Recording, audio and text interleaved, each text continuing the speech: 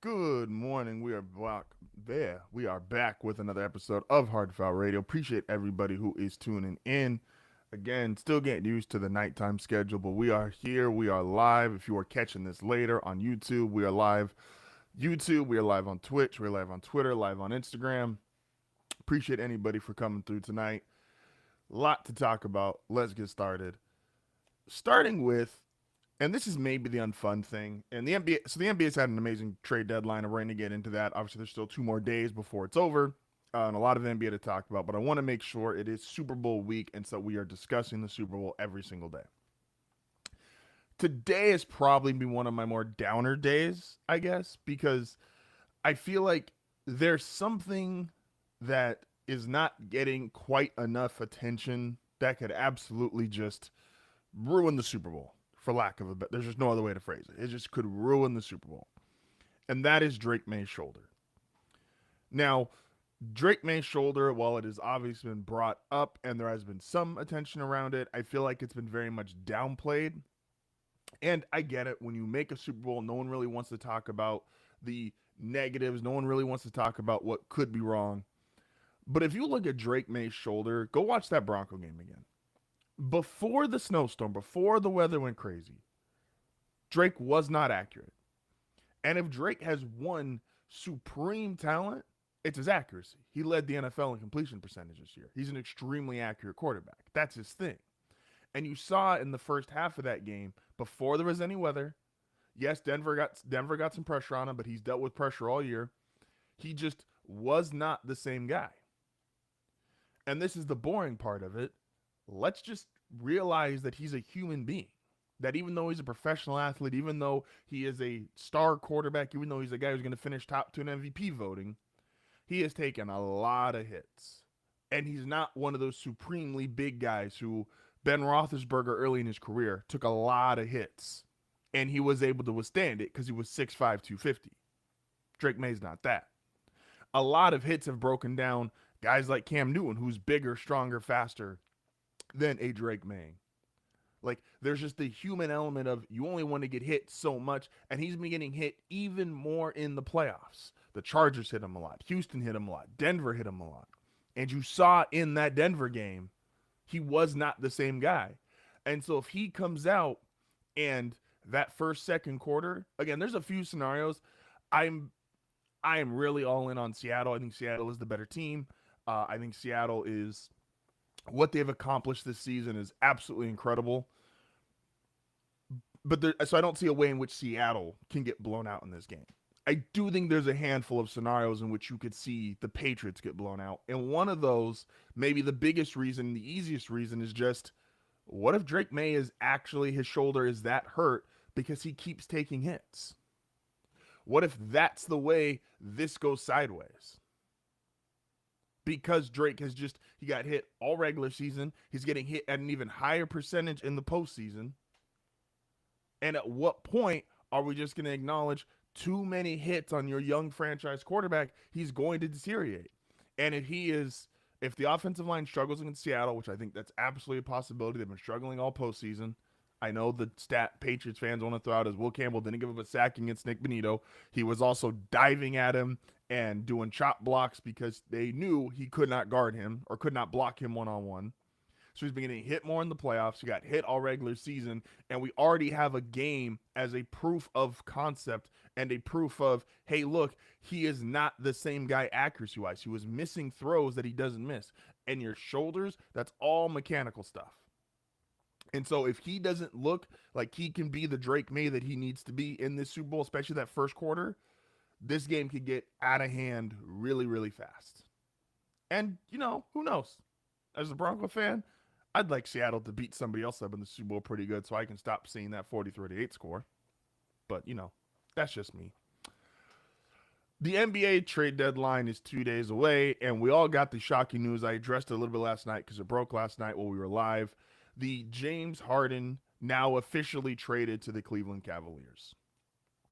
Look, I have never been the biggest James Harden guy, and I'm not going to start now.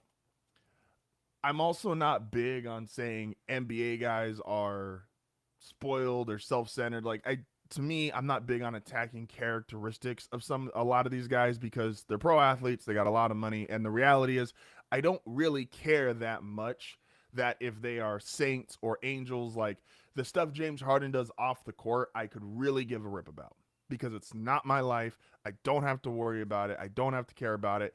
And to his credit, he has always performed despite living this extracurricular lifestyle outside the court, right? Like that's the one that you could never knock him for. Yeah, he was out until really late, but he always showed up for shoot around. He was always there for practice, and he was still dropping 34, 35 points a game. So I'm not going to use any of that against him. That being said, if you're the Cleveland Cavaliers, is there a worse guy you could trade for at this exact moment?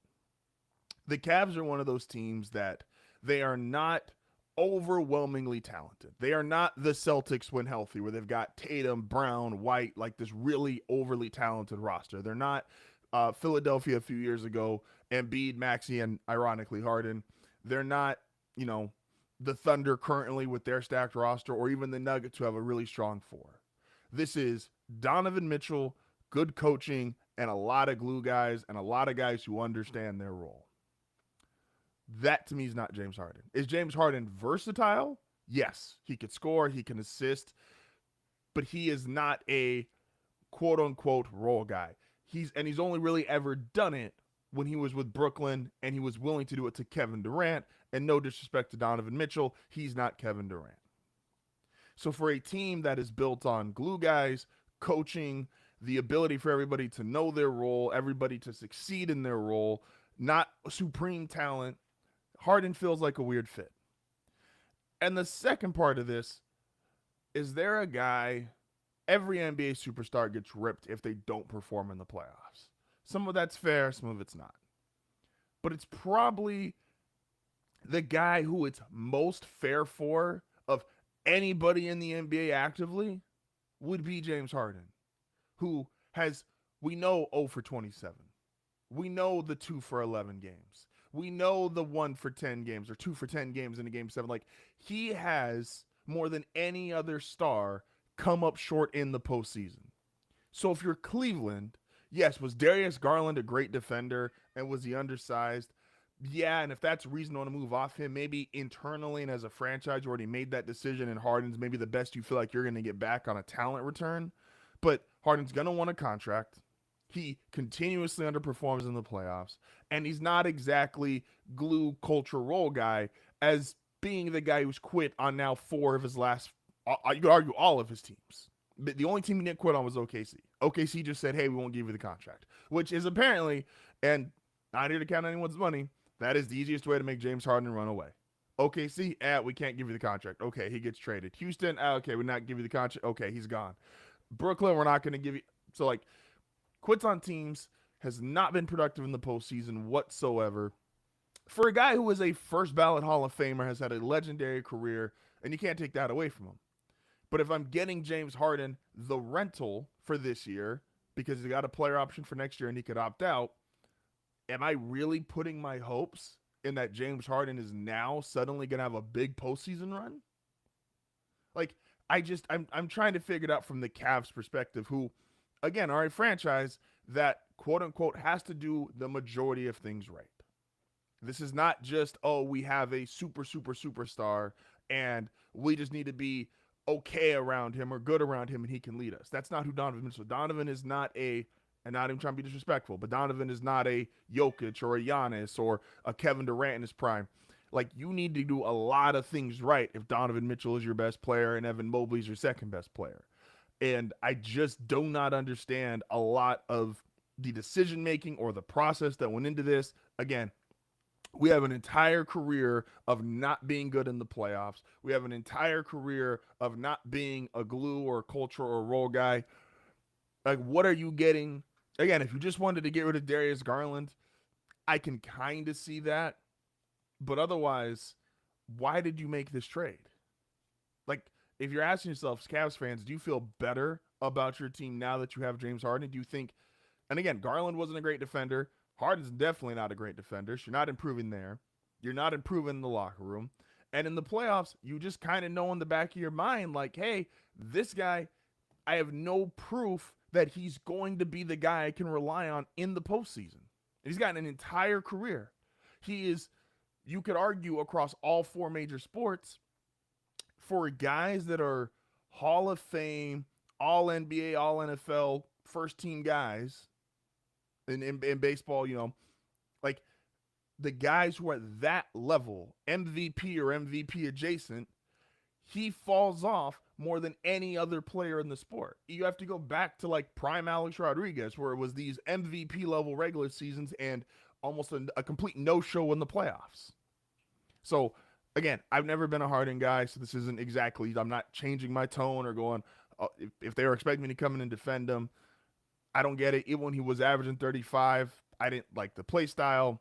I don't think he's aged the most gracefully, whether that is on the court or how he handles himself inside the facility. Like, I don't understand the move for Cleveland. Unless if you want to just get rid of Darius Garland, fine. Or if you truly believe, and we're going to attack this more as, again, once we're post the Super Bowl and we're getting into more NBA talks, the idea that the East is just so wide open that, hey, you got to take your chance. Oh, man. A lot more to talk about, a lot more to discuss. Again, we got a lot of NBA stuff. Multiple guys have been traded. The Bulls, shout out to Will, are finally blowing it up. They're finally moving on from their 9-10 play-in led roster. We're going to talk about that. Obviously, more Super Bowl stuff. Some of the questions I've been asked at Media Day. A lot more to discuss. This is HardFoul Radio. We will be back momentarily.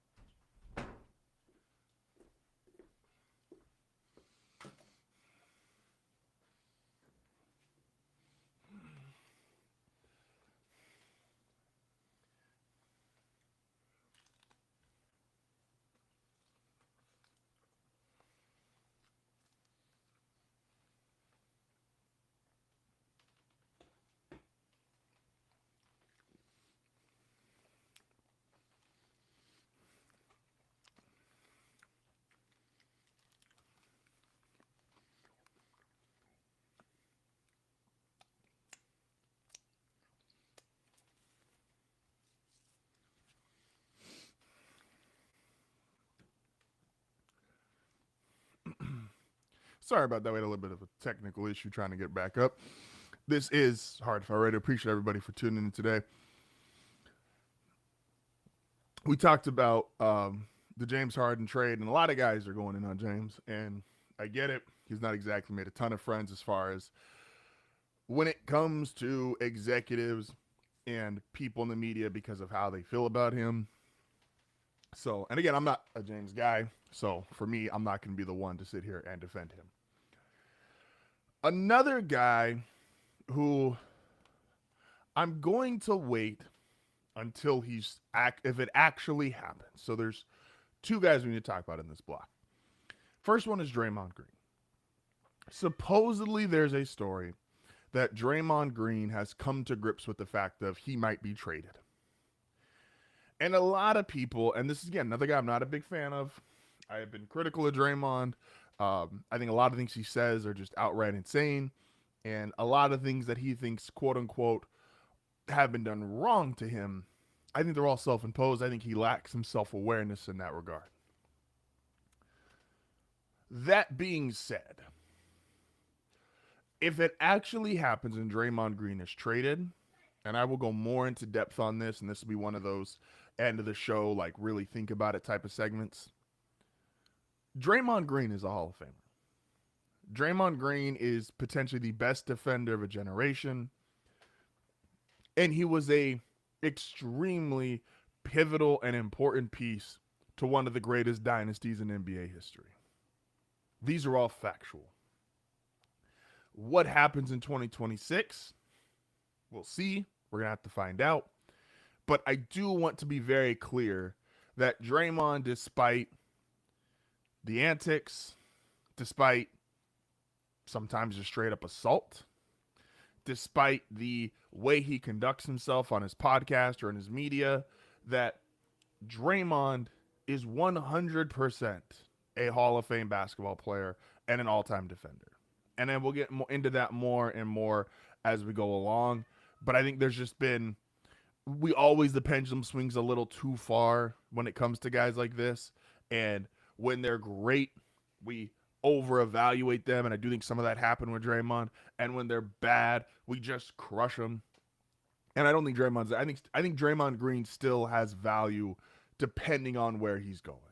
And so I don't think that just because a normal talking point of his career, which is he would not be who he is if he was not on the Warriors, and I still believe that can be true, while also believing he's also not as terrible as we have maybe made him out to be if he was not on the Warriors.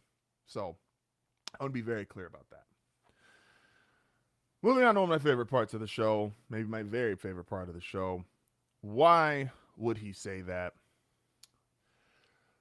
And I want to be very clear here. And this is, again, I wasn't on the last 2 weeks, so some of this stuff is a little bit older, and it's just been thoughts been going on in my mind. And this is more of a thought process in regards to how we consume media. Do you want to be the guy who is just loud, obnoxious, and get clicks? Or do you want to be the guy who is informative, has real information, can provide facts, can give you an insight that just not any person could? So Pablo Torre and Nick Wright, two of the biggest guys going right now as far as how many numbers and views they bring to their respective platforms, have very different approaches. And I found out a few weeks ago that apparently they don't like each other, or at least that is what they are presenting to the public. I don't know either of them, so who knows? Maybe it's all for show. But Pablo was very adamant that Nick, what he does is portrays opinions and facts, and he is simply an entertainment value, versus Pablo is 100% research, information, this, that, and the third. And Nick obviously defends himself and goes, well, I think I could do what you do, because at the end of the day, it is time, research, and energy, which is important, but it is a lot of time and energy. And if I wasn't trying to be entertaining or clever on a TV show, I could go put all that time into researching and publishing and all that other stuff. I think they're both wrong in respect to this. I think you need both, and the idea that you don't need both, as much as I may not like Nick Wright's style or just disagree with Nick Wright's opinions, we need more of a healthy balance. You need guys like Pablo Torre who are just hardcore journalism report, boom, boom, boom, here's facts, here's stories. And then you do need guys, because I say this all the time, sports is not that serious. Um, we don't need, you can have some light and some humor with it, and their show having all these skits is good for it. What you don't need, though, as bad as Nick Wright makes come off at times because his takes are so out there, you don't need people like Emmanuel Acho who say things, and he really, and this is a lot of guys I need to throw in here. This is the big why would he say that?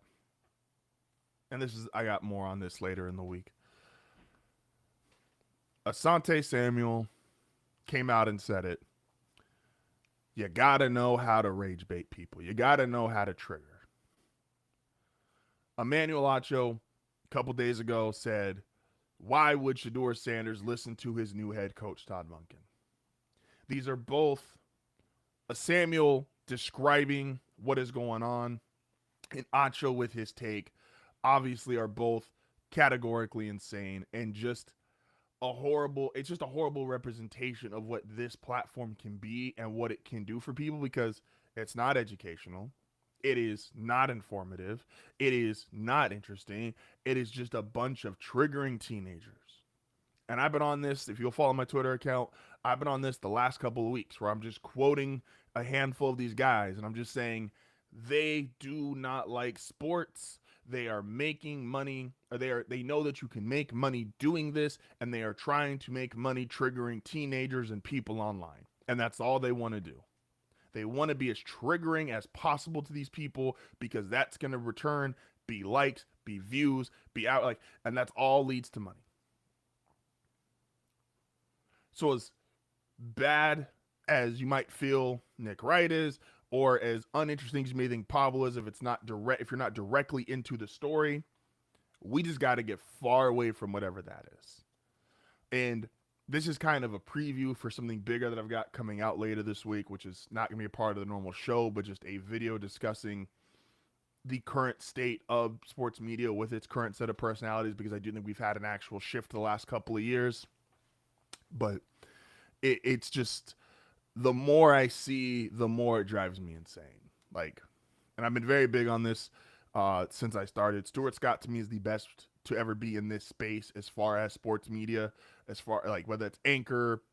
Obviously, he wasn't around for podcast / YouTube being what it is now, but being in this space, being entertaining, informative, he is, in my opinion, the very best we've ever had. Moving on to another guy in the NBA who I just, at this point, and I love the player, but I just hope he gets moved. I am so over the Giannis Antetokounmpo situation. I'm tired of hearing Doc Rivers saying Giannis doesn't want to request a trade, just for every insider and Sham specifically to go, Bucks and Giannis ready to move on. And then I got to hear all these, well, Giannis is interested in Miami, or he's interested in this team, or he's interested in that team. Well, this team's interested in... I'm so ready for this to no longer be a story. Here's the reality of Giannis Antetokounmpo. I still believe he is a top 3 player in the NBA. At worst, to me, he's number 3. Jokic, I think, is 1. I would have Giannis at 2. But if you want to say Shea has passed him with this last year and a half of basketball, fine. I don't really care to have that argument. I don't agree with it. But if that's the argument you want to place, that he's at worst, he's the 3rd best player in the NBA. But we got to move on from this story, man. Either get moved, or go play with the Bucks, sign another extension, do whatever it is you're going to do. Because the reality is, what are we expecting from Giannis in 2026? And I love Giannis. I'm a big Giannis defender. Again, I just said he's top 3. But we got injuries stacking up on each other. It's been several seasons since they won a championship. The roster's getting even worse. Are we cool if Giannis wants to be this is his own prerogative, but is Giannis just going to be put up numbers, the Bucks barely make the playoffs, or they make the playoffs because the East, and then he's a first-round exit every year? And then we just gonna go, oh, we can see the undeniable talent. He's already got a championship. He's already got several MVPs. He's already got the Defensive Player of the Year. But this is just the peak Giannis Antetokounmpo case. This is everything that he's got that's gonna be in his resume. Is it already there? And are we just gonna cycle through a bunch of coaches? And it's like, well, you got the chance to coach Giannis. What does that mean in 2026? If you don't have the supporting cast, and Milwaukee is in such bad cap hell between the Dame contract, the Turner contract, Giannis, like this isn't going to be a competitive basketball team for quite some time.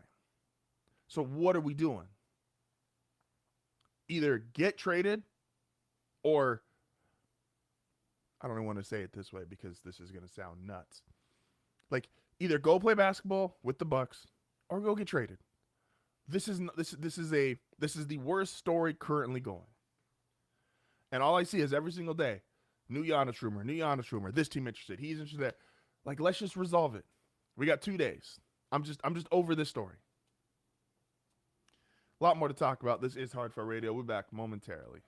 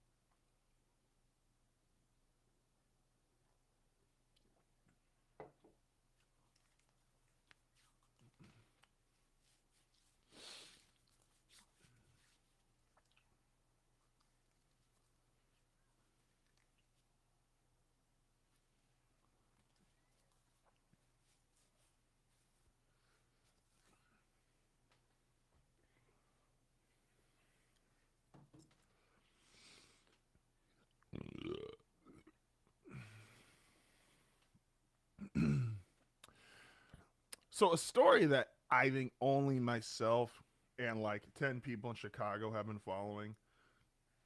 The last probably now 5, 6 years, the Bulls have been in this really weird spot, which is they were consistently a play-in team, right? They were like a 9-10 seed, and they would get in the play-in game, and it felt like realistically every single year it was them and the Hawks, and they'd be the 9 and 10 seed, but they didn't feel like they were accomplishing much, and it didn't feel like they were. You knew they weren't one of the worst teams in the league, but you knew they had no chance to really contend or go for a deep playoff run, which is quite possibly the worst place to be in any sport, which is right in the middle. I know 9-10 doesn't feel like right in the middle, but essentially you are just right at a playoff team or not quite there. And I've been harping this for the NFL for several weeks that the 7 seed in the NFL did more harm than good. The 7 seed is now a bunch of teams that realistically shouldn't be in the playoffs because it's fine to have the team that just didn't quite make it and has something to look for next year to really edge out and get in the tournament. And the 9 and 10 seed in the plan, kind of the same thing for the NBA of why did it take the Bulls this long to finally blow it up? Because they knew between all these little different iterations with Vucevic, DeRozan, Levine, like Colby White, like they were just good enough to just sneak into the play-in game and then nothing else. And that makes it really hard to be a fan of a team where it's like, what am I supposed to be watching that's going to give me excitement and give me the feeling that I should be really excited for this team to move forward? The Bulls weren't even collecting a bunch of young players because they would get one of the worst draft picks because they'd be right outside the lottery. At least, and I'm a Pelicans fan, and the Pelicans, record-wise, right now stink. But I at least have in the back of my mind, okay, Herb Jones is back healthy. Trey Murphy is hooping. Zion is finally looking like he's back healthy. Derek Queen and Jeremiah Fears, great rookie class. Like, there's pieces there to make me go, okay, I can see the competitive team forming. The Bulls just had a bunch of guys who were in their either end of their 20s or early 30s, get you the 9 seed, get you the 10 seed, and that was it. They didn't have the, oh, well, one day he'll be this. No, these guys were all cemented as who they were. They were just good NBA players. So I can't be excited about a rebuild. I can't be excited about what they will be one day. I can't even be excited for maybe making a deep playoff run because with the rosters they put out there, there was no chance to go on a deep playoff run. And finally, after several years, and Will and I have talked about this a bunch, they finally have decided it's time to move on. They've no more, like everybody's getting out of there. And they're even talking about Colby White's supposed to get traded, supposed to make a couple more moves. They're finally ready to tear it down and go, we don't want to be the slightly crappier Steelers of the NBA. The Steelers, at least, they make the playoffs. They get their one playoff game. Boom, they go home. And that's been their last, pretty much since Ben Roethlisberger retired. That's where the Bulls have been, but they're a little bit worse now the Steelers have been. And the fact that they're finally like, hey, look, they traded Vucevic. He's now in Boston. Levine's gone. DeRozan's gone. Like, Colby White's going to get traded. They are finally acknowledging this iteration of Bulls basketball being just okay at the very best is no longer okay.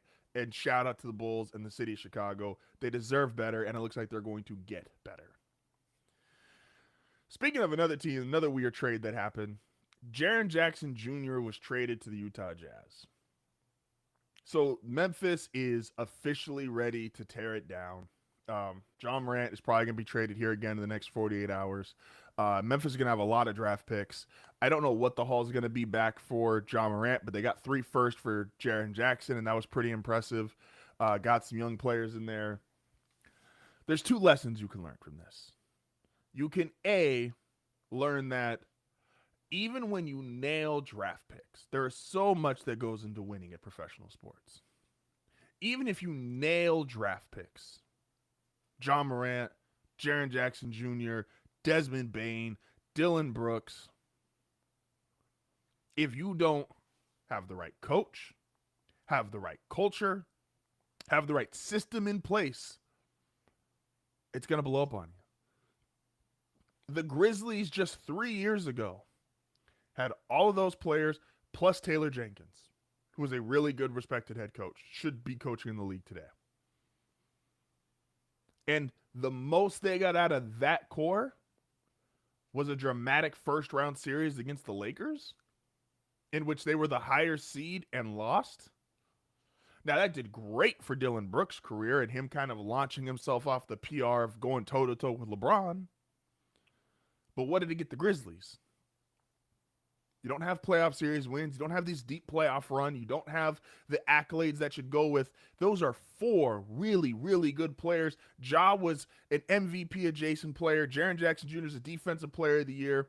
Desmond Bane, Dylan Brooks, really, really good role players. And what do you have to show for it? They now have to tear it all down and go back. And who knows when the next time you're going to draft that well again, where you get a Ja, a Jaren Jackson, a Dylan Brooks, and a Desmond Bane in such short amount of time of each other, where they're young and are reaching their prime at the same time. And again, so many things got to go right. Your coach has to be right. Your players have to be right. Your culture has to be right. And clearly, and this isn't totally sympathetic because Ja, what he did to himself, you can't really, what's the correct word?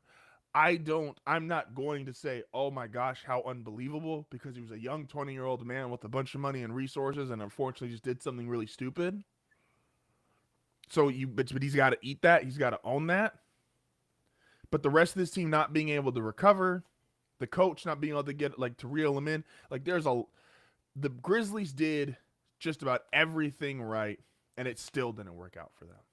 That's how tight the margins are. That's how hard it is to win in professional sports. They drafted well. They had the right coach, but they didn't have the right culture. They didn't have the right, things didn't go their way. They had the matchup issue with the Lakers. And now the Memphis Grizzlies are looking at, well, at least we got young guys. At least we got draft picks. Maybe one day, and who knows how long that's going to take. Maybe one day we can draft that well again or close to it again. Utah, I have no idea what the hell they're doing. I have no idea what the hell Utah is doing, and not that Jaren Jackson's not a good player and not somebody that you can build around, because obviously he's a defensive player of the year. He's they have talent. They have Markkanen. They have Ace Bailey. It's just a weird roster right now. It almost feels like they're trying to play 2K. They're going to end up with 5 guys who are all over 6'8", or 4 guys over 6'8", who all potentially are starting. And maybe Utah just felt like, okay, we have to finally start sending away some of these draft picks, because what some of these teams are realizing, OKC, Utah, Memphis actually now with this trade is going to be in this position. You can't use all these draft picks, man. It sounds nice to have 7 first-round picks next 4 years, or OKC I think is at double digits in the next 5 years. But you just don't have enough roster spots for these guys unless you're going to draft European players and tell them, hey, stay over in Europe for a year or two. And so I don't know what Utah's doing outside of they just had to start using draft picks. The roster feels weird. I'm not sure even if Jaren Jackson is going to stay there. We'll see what that happens. Utah's done a lot of trade for a guy, but then move him out. I like the talent. Again, I like the talent of Jaren Jackson. I like the talent of Lauri Markkanen. I like the talent of Ace Bailey. But it feels like a weird fit. And is this going to actually be the team that gets you back to the level of success you had when you had Quinn Snyder, Donovan Mitchell, and Rudy Gobert? It's tough to tell. Right now, it doesn't feel like they have anybody as good as Donovan Mitchell was. Gobert, for all his flaws, was a better defensive player than Jaren Jackson. He also rebounds. So there's a lot to go on with Utah. I'm not sure. I don't have a definitive opinion on it right this second, because it just feels like they're doing a whole bunch of, maybe this will work. And again, you just got to start getting rid of draft picks because you cannot draft two guys in the first round every single year for 4 straight years. It doesn't work. You don't have enough roster spots. So Memphis, it just again, it shows you how quick it is that this can all just go awry. You drafted great, you got a coach, couldn't figure it out. Utah, we'll see what they're doing. And the Bulls, shout out to the Bulls for finally being willing to say, hey, look, we can blow up this roster because we're not doing anything except being a play-in team anyway. And the city of Chicago deserves better. The organization, the fans deserve better. So I'm excited to see where it goes. The NBA trade deadline is just a lot of fun, man. Guys, it's always fun to see the different scenarios, to imagine what can go on, to imagine what can happen. The you know, all the different possibilities. Let's see where Ja Morant goes. A lot of people thought Ja was going to be the one that goes to Utah because a lot of people feel like for Ja to rebuild his career, he's got to go to one of these cities that are not that entertaining. Like, you don't want to send Ja to a Miami or send Ja to a New York. And I'm not really trying to think about the roster. I'm just viewing cities. I get Ja probably doesn't work in New York, not just financially because of play style. But you don't want him to be in one of these cities that he can be out until 1, 2 in the morning. You know, James Harden, I guess to his credit, when it came out that he wanted to go to Atlanta, that was reported, and a lot of people were killing him online, and I get it. And again, I'm not here to shame his activities, what he does off the court. That's his own business. He's a grown-ass man. He can do what he wants. But when you say you want to go to Atlanta, there's a little bit of a, I wonder why. So, but as in being Cleveland, not quite the nightlife, not quite the extracurricular stuff, and maybe that'll be good. Maybe he'll have a, for the first time in his life, he'll have a great playoff run because it's cold as hell in Cleveland and it's a winter league. Like, who knows? So, we'll see. This is HardFoul Radio. When we come back to start hour 2, we are going to take some time to reflect on how we did this NFL season in regards to our last power rankings before the playoffs started. How right were we? The teams that we thought had no chance, did that play out? The teams that we didn't give enough credit, who did we undersell? Who did we oversell? That and plenty more. This is HardFoul Radio, back momentarily.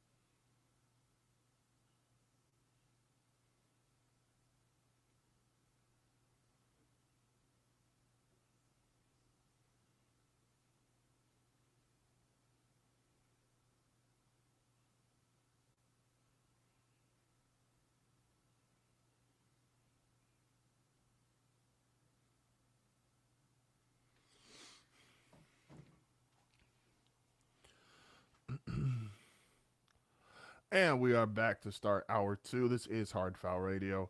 So we got to hold ourselves accountable when we're right. Now, we normally do on Mondays, we do hard right, hard left, where we say the thing we got the most wrong, the thing we got the most right. But you got to hold yourself accountable. That's the reality of doing anything like this. If I want my opinion to matter, I got to hold myself accountable. So let's look at where we left off with our power rankings for the NFL season. So this is where I left off. Now, this is the regular season, so everybody's here. Now, obviously, some of this is reflective of the seasons that they had. And so I'm going to ignore Get Lost and Get Out because the reality is those teams just did not make the playoffs, right? And so I'll make sure, just doing a quick double check here. The Colts, you got to feel it bad for. Obviously, injuries their season, it fell all apart. The Vikings actually made a pretty good run at the end of the season. The Browns, I was trying to be nice to Myles Garrett. Ravens obviously lost week 17. Cardinals, Falcons. The Falcons probably should have been up, but again, they made a really late push. So none of those teams made the playoffs. So let's start with get good and up. So in get good, I had the Panthers, who did make the playoffs. The Steelers did make the playoffs. The Niners did make the playoffs. The Packers made the playoffs. And the Detroit Lions did not make the playoffs. I think the Lions, you could argue, are one of them, or they're probably the best team that didn't make the playoffs, in fairness. And I would still say they're better than the Carolina Panthers, even though they made the playoffs. They were under 500. And even though they were giving the Rams a real fight, tough to really, sit there and go, oh, was this a great playoff team? No. But the teams that we thought were good, it turned out. I would say we nailed this row. Again, best team to not make the playoffs. The Packers and Niners both suffered a bunch of injuries towards the end of the season. The Niners are the most injured team in the league and still were fighting for the 1 seed in week 17, which is incredible. The Steelers, they beat the Ravens, so they beat them out, so give them their credit. I think we nailed this row. Again, honestly, I feel better about the Lions not making the playoffs and still being in this row than I do about the Panthers making the playoffs and being in this row. The Panthers have a really tough choice. Sorry, no, they made their choice. The craziest thing about the Panthers season, and this is maybe the most mind-boggling thing considering where we were on day one, the Carolina Panthers gave Bryce Young his 5th-year extension before the Houston Texans gave C.J. Stroud his 5th-year extension. I think the Texans will still do it for C.J., even though we had that horrible playoff game. But think about where we were post their rookie season. C.J. was, clearly going to be one of the 5 best quarterbacks in the league. Bryce Young, we saw the struggles. And when he struggles, it looks extra bad because he's a shorter quarterback. He's a smaller guy. And his lowlights look like real lowlights. And that's just a matter of the stature and the size. And that's unfortunate, but that's his reality. So I think the get good row, honestly, I think we knocked this out the park. I'd give myself, so if we're going 4 out of 5, again, not all these teams technically could make the playoffs, but I feel really good about that row. Let's go to get great. Now, in this row, if you want to argue, the Chargers didn't win a playoff game, didn't look great in the playoffs. Jaguars didn't win a playoff game. Trevor, they didn't look terrible. They ran into the Bills. Excuse me. And the other problem with them was Trevor threw the game-ending interception was not pretty. And then the Eagles, who, look, man, there's so much talent on this roster that it's hard for me to sometimes separate that. I think it's a disappointing season because you were trying to defend your title. You don't win a playoff game. The Niners beat you and then get rolled by Seattle. Like, it's a tough year for Eagles fans. But that being said, the little bit of solace I guess you have is that the Chargers, you lost to the team that made it to the Super Bowl, potentially is going to win the Super Bowl. The Bears, I don't know how you look at this Bears season and aren't, if you're a Bears fan and just objectively think it's a great season. The fact that Caleb Williams looks like the guy that you drafted, made two of the best throws I've ever seen in my life in one postseason. The one against the Rams, obviously running backwards, looking at his own goal line, and then turning around and launching it 50 yards to the corner of the end zone. The Bears, you got to feel great. If you are a Bears fan from Chicago, you got to feel fantastic about this season. Get great for the Texans, despite how bad their quarterback played in the playoffs. I still feel like you have to feel great about them holistically as a team. They're going to bring back the best defense in the NFL. D'Amico Ryans, to me, is an A+ hire as a head coach. He's been fantastic. And, if you believe that CJ Stroud, maybe he's not quite as good as we thought he was going to be coming into the league and how he performed after his rookie season. But you also got to feel like he's not as terrible as he showed in that playoff game. And so you still have Nico Collins. Joe Mixon should be back next year. I don't know what his contract looks like, but should be back next year if contractually they work it out. CJ, if he can get back to being somewhere closer to rookie CJ Stroud, this defense is amazing. They're not going anywhere anytime soon. This is still a really great team, in my opinion. Is going to be one of the better teams in the AFC. The team that won the division, the Jaguars, again, I think the Jaguars, their quarterback is older, obviously, but they got to feel, to me, the same way the Bears do, which is our number one overall generational prospect quarterback finally started playing like the guy. And maybe if you don't run into exactly Josh Allen, who knows how your season ends. There's a lot of people that have done these end of postseason or almost end of postseason power rankings that have the Jaguars as high as number 3. And I'm not mad at the opinion. Liam Cohen, Trevor Lawrence, you get Travis Hunter back next year. I'm a little worried that Devin Lloyd, the star middle linebacker, that he's, quote unquote, the report is that he's priced himself out of Jacksonville. And that's going to be a huge blow for the defense, especially a defense like theirs, which is very opportunistic, and no one is more opportunistic at the linebacker spot than him. So I said this is one of the best teams in the AFC, one of the best teams in the NFL. They're going to be fine going forward. The Eagles, it's the story of you just got to believe in the talent. The talent is unquestionably there. Let's see what happens with the rest of them. But there's no denying the talent. You still are going to bring back. You can go down the names. A.J. Brown, Devontae Smith, this offensive line, Saquon Barkley. You got Jalen Carter. They got so many guys. Quinyon Mitchell. This is a stacked roster. You believe in the GM. You believe in ownership. Do we probably have to, I would have said they were easily the best team in the league heading into the season. Do they have that spot still? No, but this is still an exceptional team. Charger fans, I'm sorry, I kind of skipped you. Unfortunate playoff, and you now have Justin Herbert, who is in this weird spot of he's got to prove it in the playoffs because we've seen the talent, we've seen the stats, but they're going to feel more and more hollow until he actually can put together just a playoff win or a playoff run.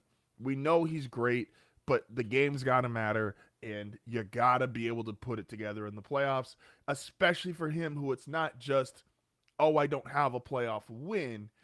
Herbert has 3 of the worst playoff losses, and they're all different. He is hitting every spectrum of horrible playoff loss. Blowing a large lead and giving up against Jacksonville, 4 interceptions against Houston, and then 3 points against the Patriots. He's hitting every spectrum horrible. Can't score, blowing big leads, turnover machine. He's got to get a playoff win next year. I still think this team has a ton of talent, and obviously he is the leader of that team. We'll see what happens with Mike McDaniel. Still feel really good about this row. Honestly, if I was going to kick anybody down, just because I think there's a chance for true locker room implosion, I'd probably kick the Eagles down, even though they have the best roster of the 5. And then let's go to Get Excellent. I think I nailed this. I think I unequivocally nailed this. Listen, Seattle and New England are in the Super Bowl. That kind of speaks for themselves. That just speaks for itself. The Rams, maybe are the second best team in football, even though they didn't make the Super Bowl. Like that NFC Championship game, depending on how Sunday plays out, we might look back on that and go the same way when Seattle kicked my Broncos teeth in. And it was like, well, when they played the 49ers in the NFC Championship game, that might have actually been the Super Bowl. Those might have been the two best teams in the league, even though Denver had a historic offense, but they got their teeth kicked in so bad you could make the argument. So the Rams, again, Sean McVay, Matthew Stafford, Devontae Adams, Puka Nacua. This is an extremely talented roster, extremely well coached. They got another coach plucked to go be the Cardinals head coach this offseason. So the Rams might be the second best team in football, even though they're going to, by definition, finish tied for third along with my Broncos. The Bills, this is just a lot of Josh. I said it during the regular season. I'll repeat it now. This is a lot of Josh Allen is that amazing. I don't think Josh has the crown for best quarterback in the league because he didn't get the deep playoff run. And Mahomes' playoff resume being better than the other top five guys combined makes it really tough that even though Mahomes has statistically been down the last 2 years, he's going to be coming off an injury. It's hard for me to say he's not still the best quarterback in football. But Josh is the one of two guys who is, it's fair to make the argument on a week-by-week or a game-by-game basis. He is just as good as anybody. Him, Lamar, Mahomes, I think they've separated from everybody else. So, I am very worried about the Bills going into next year because to me, I'm not going to say it's a bad hire, but I do think it was a bad process that coaching and general manager felt like they let them down towards the end of the season. And so they promoted their offensive coordinator and promoted their general manager. And I'm like, that seems a little weird. And the Broncos, who I will personally shit happens. I'm aware it's football. There's injuries and it's unfortunate. But I'm going to feel like the Broncos could have made the Super Bowl if Bo Nix doesn't break his ankle. I'm going to feel that way, and I'm going to feel that way for a while.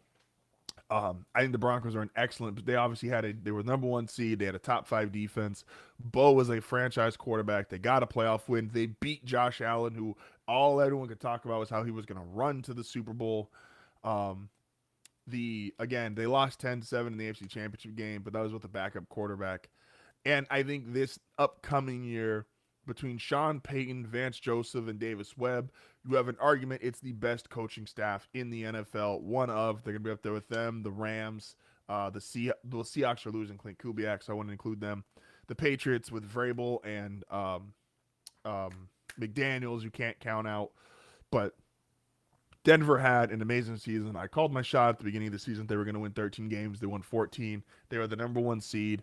Yes, there were inconsistencies at offense during multiple stretches, but it was a great team, a great season. I think I knocked all 5. So out of the 15 teams that I had here, I feel great. I feel really good about all of them as far as where they ended up being good or better. And besides maybe the Panthers, because they had a losing record but still made the playoffs. The Eagles, because I think there was a lot of dysfunction here. I feel like I nailed 13 of the 15 replacements. So, this is HardFoul Radio, back momentarily.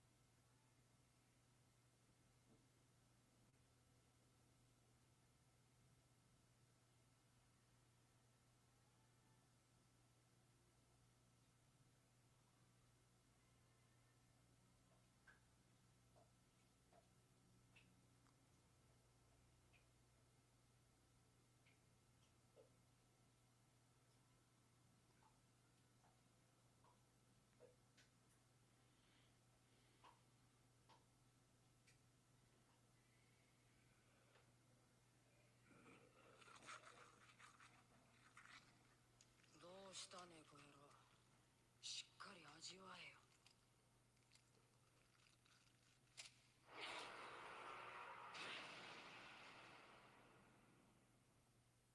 グラトニー、あの子。バカな。あの爪でも切り裂けぬ足、あの牙でも砕けぬ腕だと。まさか貴様。ああ、そうだ。ローゼ、よく見ておけ。これが人体錬成よ。神様とやらの領域を犯した咎人の姿だ。機械の手足、オートメール。貴様、人体錬成よ。最大の禁忌を犯しおったな。あちら側に体を持っていかれおった。太陽に近づきすぎれば燃え尽きるだけ。それゆえにこやつの称号は鋼。鋼の錬金術師。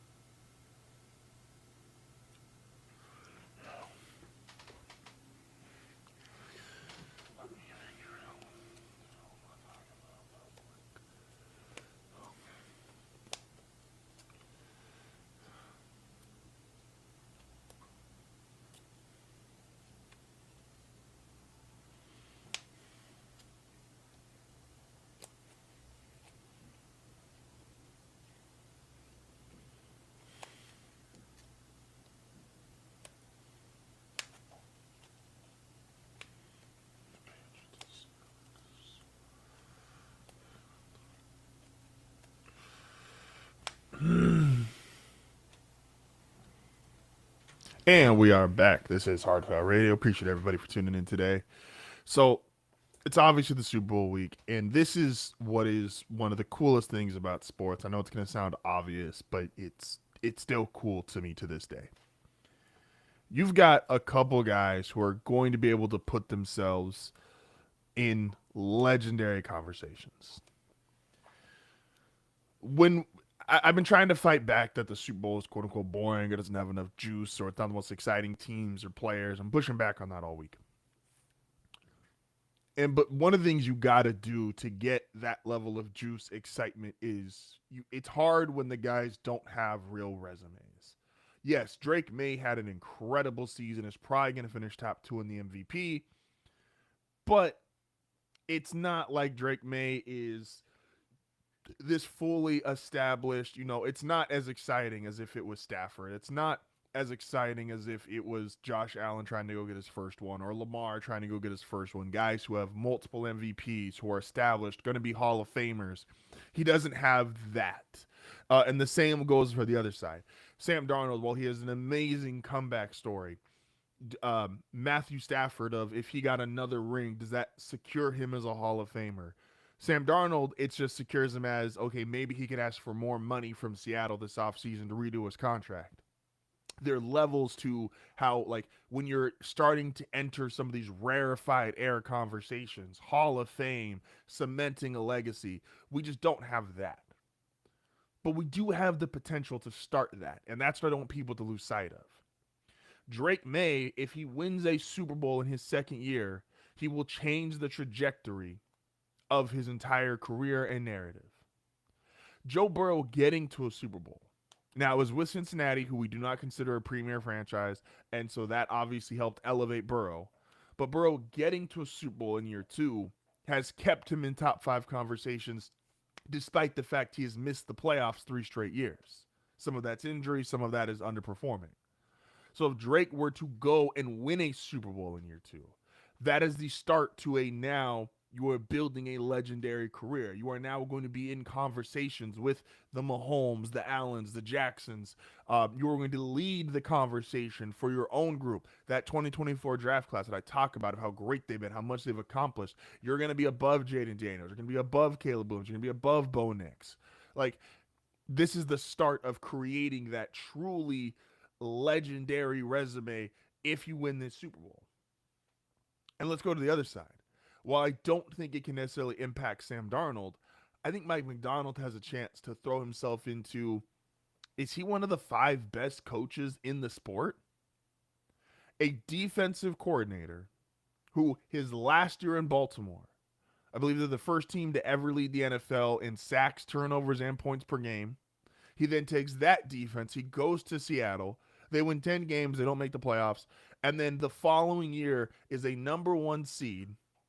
He goes to a division with Sean McVay and Kyle Shanahan, maybe the 2 best play callers in the sports, shuts them down, gets his team to the Super Bowl. And if he wins the Super Bowl and he truly makes Drake May look lost and confused out there and makes him look like a second-year quarterback, that's how you build your resume of, am I already one of the best head coaches in the sport? Look at Sean McVay, who did it with his offense. I think Sean McVay was in the Super Bowl, what, year 3? Or what, maybe it was year 2. Like, he was in the Super Bowl really early on, to the point of, we don't even care. We all remember it, but we don't care that they got one of the craziest no calls ever when it was against the Saints and Sean Payton. But they got to the Super Bowl, and Sean McVay, since then, he obviously had to go back and win one, but Sean McVay was catapulted into, is he already one of the best head coaches in the sport? And when he won his Super Bowl, you could have made an argument he was the best head coach in the sport. And he had guys like Aaron Donald, he had Von Miller on that team. Like, he had a great roster, but we acknowledged the building of a legendary resume, and all that stuff has to start somewhere. So I've got the second-year quarterback who's got a chance. Is he going to pole vault himself into these top 5, top 6 quarterback conversations? I've got a head coach. Is he going to pole vault himself into a top 5 coaching conversation? Especially with Andy Reid coming off his worst year in a long time. There is no Bill Belichick anymore in the NFL. Like, you went to the division with 2 other guys who are considered top 5 head coaches, and Shanahan and McVay, and you outcoached them. You're beating them up head to head. And you're doing it as a defensive guy, which we've been told the last 5 to 6 years, don't hire defensive guys. They're relying on their offensive coordinator. And if this defense goes out and puts on a legendary performance, how high does Mike Macdonald rise in the eyes of spectators, viewers, fans, people around the league? Like, you've got to give him his credit. That is the building of a legendary resume. And I don't think enough people are discussing that. I don't think enough people are entertaining that conversation. It's just, well, I don't have already established MVPs, Hall of Fame coaches, so the Super Bowl just doesn't have the juice. There is so much that can come out of the Super Bowl. There is so much. Again, all-time defense, and I don't think the Seattle is an all-time defense, but the all-time defenses, this is how they get cemented. And the all-time performances, this is how they get cemented. Russell Wilson and the Legion of Boom were not Russell Wilson and the Legion of Boom until they just whooped the Broncos in 2013. They were a great defense. Russell had a great start to his career, and then they go out there and they're dominant in that Super Bowl, and it's like, oh, this is clearly the best team in the league. This is going to be a problem for years to come. This was the start of Richard Sherman building a Hall of Fame case. This was the start of Earl Thomas and Cam Chancellor, maybe if there's not injuries, them building a Hall of Fame case. Pete Carroll built a Hall of Fame case for himself. Championship in the NFL, championship in college. Russ, Super Bowl within 2 years. Like, there is so much that was built on that performance that I think we are being disingenuous to the fans and ourselves if we don't acknowledge that, no, you don't have already established MVPs, but there is so much going on in this Super Bowl that you just simply can't deny the greatness that we potentially are going to see on Sunday. Oh, there's a lot, man. There's just, it's football. As much as we want to complain about it, as much as we want to talk crap about, like, it's football. This is going to do numbers. I know there's a bunch of people who are, and take away even like the halftime stuff, which is a bunch of people just being stupid. Bad Bunny's going to put on a great show. The Seahawks and Patriots thing are going to put on a great show. It's a Super Bowl. It's the biggest TV event in America every single year. You're going to have crazy numbers. You're going to have everybody watching this game. And there's a lot. There's a lot here, man. JSN, electric wide receiver. Has JSN passed Jamar Chase and Justin Jefferson? They're out there playing in the Pro Bowl, which is its own shit show. And he's going to be potentially catching touchdowns on the biggest stage with 100+ million people watching him. Again, the Sam Darnold comeback story.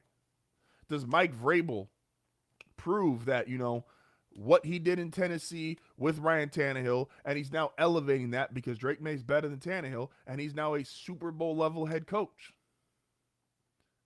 Like, this is how you build resumes. This is how you build legacies. It's not stop making sports this microwave thing of I gotta have it now, and you're either great or don't act like Twitter. Whereas just because you have one great week, you're now the greatest ever, and if you have a bad week, we're just gonna troll, laugh, and throw JJ McCarthy memes on you. JJ McCarthy don't deserve that, but it is what it is. So there's a lot there, man. I want to read back to the James Harden trade. I've seen this opinion the last hour or so, hour and a half, 2 hours since the trade's been official, and is Cleveland now the favorite to come out of the East? And I said this earlier in the show, and I'm going to double down on it. I just don't see how you can make that actual case or have that opinion.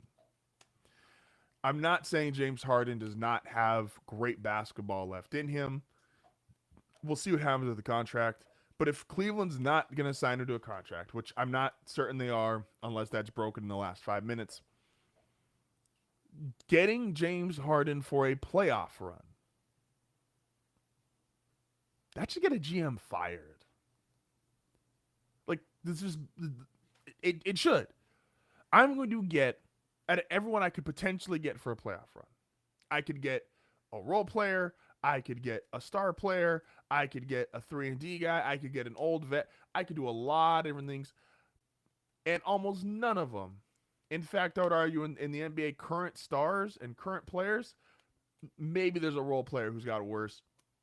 But from the level they perform at the regular season to the level they perform in the postseason, I could argue James Harden is unequivocally the worst choice to have if you're trying to make a deep playoff run and you're the Cavs. And you're still not sold on Evan Mobley consistently scoring in the playoffs. Donovan Mitchell has actually a fantastic playoff resume if you look at his scoring output that he does.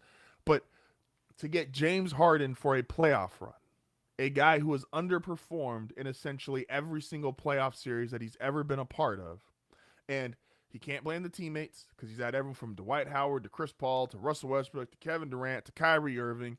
He's had everyone. Joel Embiid.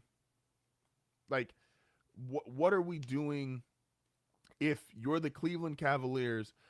Are you really banking on James Harden as the guy who is going to save the franchise and help you get over the hump in the playoffs? I think that's insane. If insanity is doing the same thing and expecting a different result, then I think it's insanity to say James Harden is going to be electric in the postseason. I think it's insanity. Because we have no proof of concept. We have no way to say, oh yeah, he's now turned the corner. Like what are we doing? What are we talking about? So I don't love it. I would rather, if I had to bet on, I would rather be Philadelphia, who is going to make the bet that if Joel Embiid can just be healthy, which again, I'm aware, if you want to say that's as slim as James Harden have a good playoff series, fine. I would rather deal with that because at least I know he's had good playoff games. He's had great playoff series. Joel Embiid the one that stops himself. But if he's able to be on the floor, he's a monster. He's unguardable. He dropped 70 or high 60s on Wemby. Like, he is one of the hardest guys in the world to guard because he's 7 foot, 280 pounds. He can shoot. He's got great post moves, great footwork. Like, I'd rather be them and hoping he can be healthy, and I get Tyrese Maxey, VJ Edgecombe, and I've got actual depth around them, and take that chance as the Sixers versus the Cavs, who I am hoping that the maybe worst playoff drop-off performer of this generation and maybe of all time is actually going to get it done this year in the postseason. I would rather be in Philly shoes and deal with potential injuries. So Again, I've never been a James Harden guy. I'm not going to sit there and retract being a James Harden guy. I think there's a lot of issues, and I think there's a lot more issues and things that can go negative than things that could go positive. This is HardFoul Radio, back momentarily.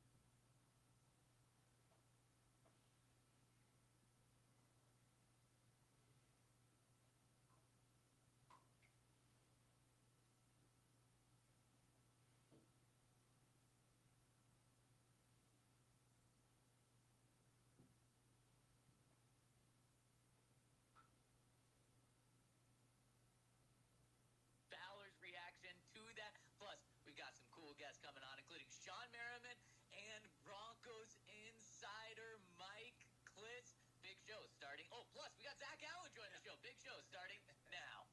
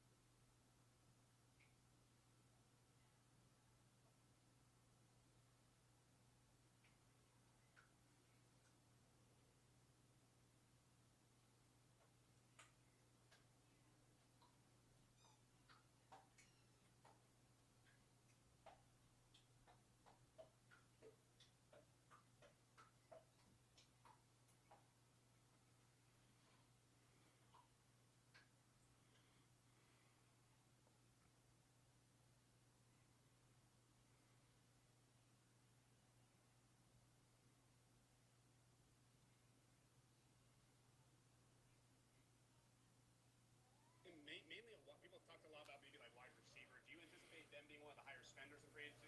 Well, receiver is definitely an area where they need some more talent. And here's the reality. It's the first year out from under the Russell Wilson ball and chain. It was $85 million if the number is right over 2 years.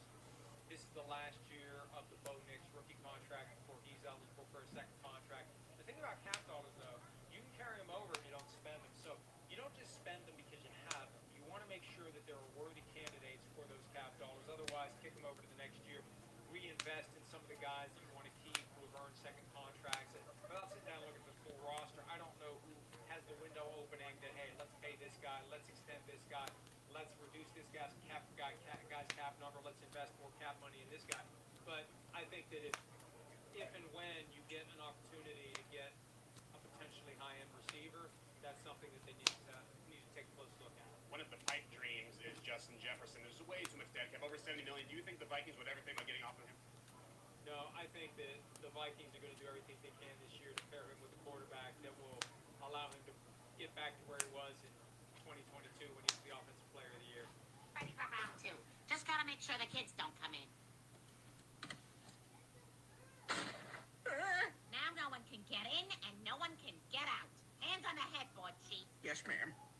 Why you acting like it's so hard for you to walk around the house? You start moving around with a human growing inside of you. Haley, I literally can't do that. Ready for... A lot of Broncos.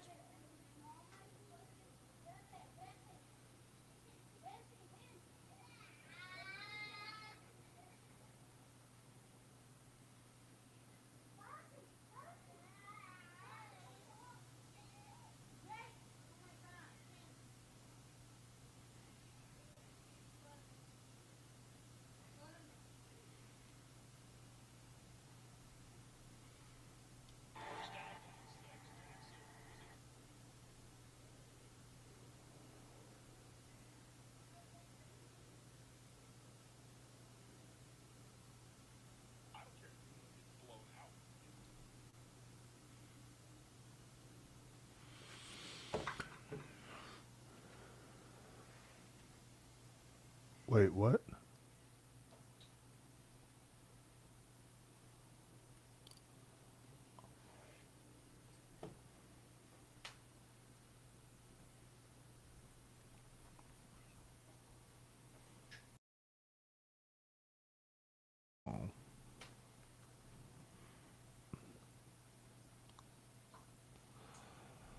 And we are back to close out the show. Again, how I'm taking the end of these shows is discussing things that are more big picture in the world of sports. Like I said, I've got one for Draymond if Draymond ever does actually end up getting traded.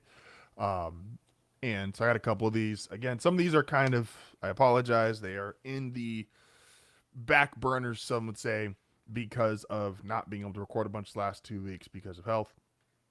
So let's start with this. Matthew Stafford is going to be one of the hardest Hall of Fame cases ever.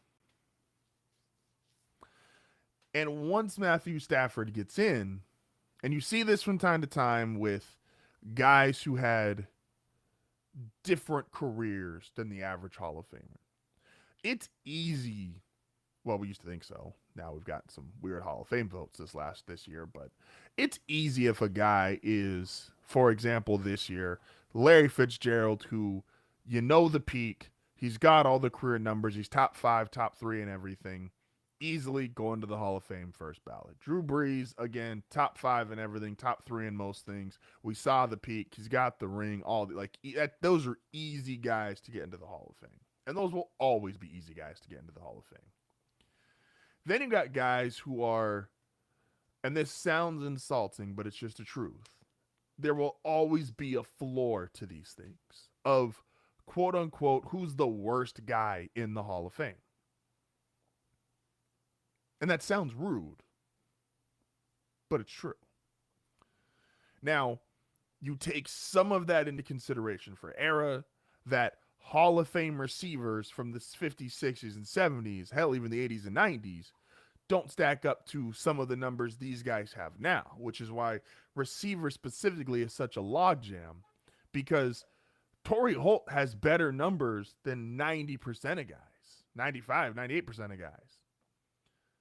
But it's hard to compare Torrey Holt to guys that played in the 70s and 80s who are also Hall of Fame receivers because they just didn't throw the ball as much. So it gets tough. Then you have guys who really revolutionized how we view Hall of Fame voting, which are, how do you view, Gale Sayers is the best example, and Terrell Davis followed him. How do you view someone like Gale Sayers, who has only a 6-7 year career, but his peak is as good as anyone we've ever seen? Terrell Davis, only a 6-7 year career, but he's got a 2,000-yard season, multiple Super Bowls, a Super Bowl MVP. And Terrell Davis, he's either at the time he went in, was one of the 3 least amount of rushing yards to enter the Hall of Fame. How do you evaluate that guy versus all the other Hall of Famers? And so as certain guys get in, it allows for, because these are voted on by humans and humans think and humans have thought processes, what is the bar or the floor for entry inside a Hall of Fame? Now, in basketball, I think we've watered it down a bunch. I think too many guys are Hall of Famers. Like, the Basketball Hall of Fame feels like the Hall of Very Good plus legends. Baseball, a little too strict. Baseball, I think they're trying to keep it to which I understand to some degree, but they're trying to keep it to like the 0.001% of guys. And I'm like, I don't necessarily think, and baseball is really big on milestones. Like, if you have 3,000 hits, you're almost essentially a Hall of Famer. But I think baseball doesn't do a good job of incorporating peak. And because they have a morality clause, obviously that's why the PED guys or the believed PED users are never going to get in. And so it's a little trickier with that. But the NFL, again, the short career guys got in, the adjusted for era guys have to be in, and the clear, no doubt Hall of Famers have to be in. So now you take someone like Matthew Stafford, who talent-wise when you've seen the best of him, his peak, you're like, oh yeah, that's a Hall of Famer. That's one of the best human beings we've ever seen throw a football. But he's got this real big, ugly remark of, what about Detroit? Because one of the few consensus of the NFL Hall of Fame is if you're a quarterback, you'll win games. Matthew Stafford just this year got over 500 for his career record. And those Detroit, the franchise, was obviously horrific. But Detroit, talent-wise, they had some good linemen. They had a couple of running backs. Reggie Bush was there, Javid Best. Like, they had some guys who were able to run the ball. He obviously had Calvin Johnson. He had Nate Burleson, Golden Tate. Like, he had a handful of good receivers. Brandon Pettigrew at tight end. And Ndamukong Suh, Darius. Like, he had these teammates that were quality players. Why no playoff wins? And why not consistent playoff trips?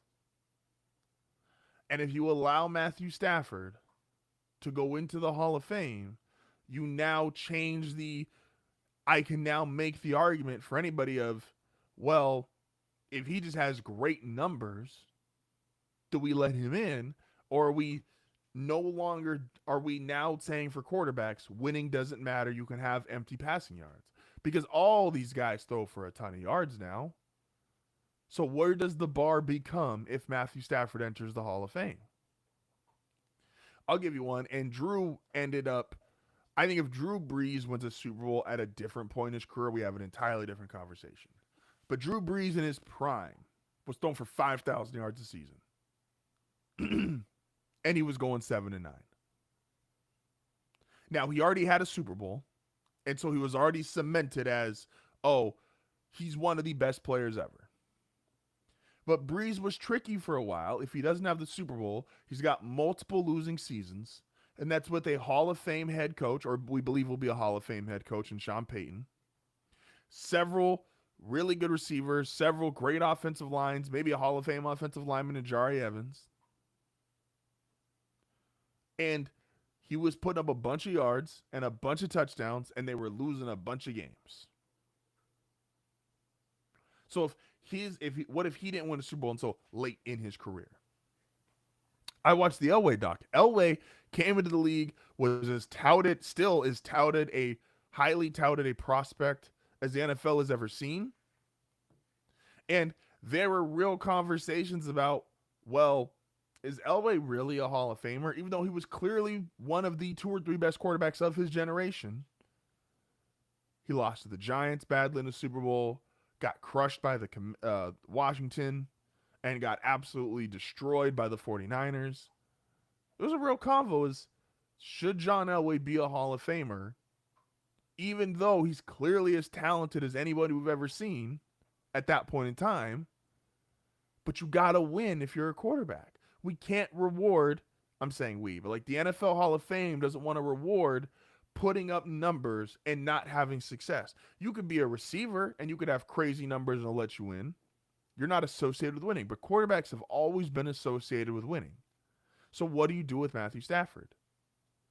Do you just say, well, he's proven himself to be a Hall of Famer because once he got a guy we believe is going to be a Hall of Fame or Hall of Fame adjacent head coach in Sean McVay, then they started winning? Is that good enough? That he was a winner for about 5 years of his career? 6, maybe 7. We'll see how long he wants to keep playing. Is that a Hall of Famer? Again, you had Ndamukong Suh, you had Calvin Johnson, you had Reggie Bush, Brandon Pettigrew, Javid Best, Darius Slay. Like, you had guys, like Detroit had a handful of good teams. The franchise was dysfunctional. No one's taking that away. No one's disputing that. But you had other talented players around you. Why no playoff wins? Why so few playoff appearances? I'm going to end it on this, because this is the other part of this conversation I think is absolutely ludicrous. I have seen, and this should be a why would he say that, but I'm going to be nice to Colin. And I've seen other people start to reciprocate this or repeat this, and I think it's asinine on all levels. Matthew Stafford should rank higher than Aaron Rodgers all time. I think that's clinically insane. You don't have to like Aaron Rodgers. Aaron Rodgers says a lot of stuff on a personal level I don't like or don't agree with. But you're not going to tell me Aaron Rodgers, the 4-time NFL MVP, the Super Bowl champion in his third year starting, the guy who has been to the conference championship, I believe, 5 times in his career, a guy who's got the best touchdown to interception ratio, and it's not particularly close. Like, at no point, even with this version of Matthew Stafford, where he has the stats and the winning, was he ever better than Aaron Rodgers in his prime. Is he better than a 42-year-old Aaron Rodgers? Fine. But when Rodgers had a 3 in front of his age, at no point, only when he got to a 4, when his age started with the 4, that's when Stafford surpassed Aaron Rodgers currently. But prime for prime, peak for peak, career for career, not in no way, shape, or form. There is no world, there is no earth in which Stafford is above Aaron Rodgers. And I think there's a lot of guys who are that are big Stafford fans. And I'm somebody who I had Stafford in my top 5 last year. And I think Stafford is great. I think he's amazing. I think he's had a hell of a career. Hall of Famer? I think that's tough, man. I think there's more arguments, when you boil it down, more arguments against than more arguments for. And I truly feel that. I think there is more arguments to say Stafford should not be a Hall of Famer because the majority of his career was a bunch of numbers, but not consistent enough winning. And is what becomes 5 to 7 years of LA, is that enough to turn him into a Hall of Famer? Maybe it will. But if we're going off resumes, and we have now a voting cycle where Bill Belichick doesn't get in, Robert Kraft doesn't get in, we got backlogs everywhere. I'm just saying, I don't think it's a guarantee that Matthew Stafford is a Hall of Famer. And I love Stafford. I think he's great. But Hall of Fame, it's going to be tough. And it's going to introduce a whole lot more trickier conversations. Appreciate everybody who came through today. Reminder, we are live 7 to 9. We are live on YouTube, Twitch, Twitter, and Instagram. Appreciate everybody for coming through. It's been another wonderful episode of HardFoul Radio. We'll talk to you guys tomorrow.